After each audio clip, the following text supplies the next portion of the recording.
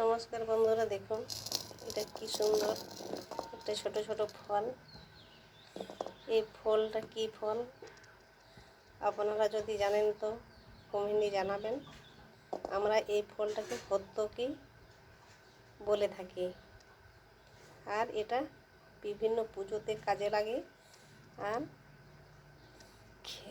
খেলেও খুব মুখে স্বাদ আসে। এটা মুখে দিলে মুখে ঘন ঘন জল আসে। যে যে খেয়েছেন কমেন্টে জানাবেন, আর যারা খাননি বা কি নাম জানেন তো কমেন্টে জানাবেন। আমি বলে দিলাম, আমরা এটা হত্তকি বলে থাকি। এটা বড় বড় গাছ হয়, এটা সবসময় পাওয়া যায় না।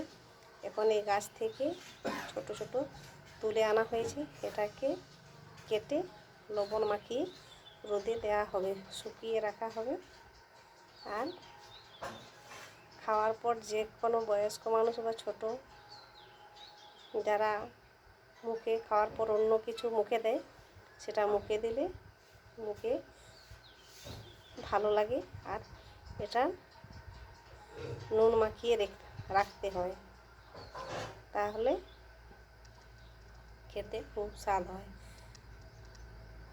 দেখুন কি সুন্দর, এটা কিন্তু আমড়ার চেয়েও বড় সাইজ হয়ে যাবে। এটা এখন অনেক কচি আছে, ছোট আছে।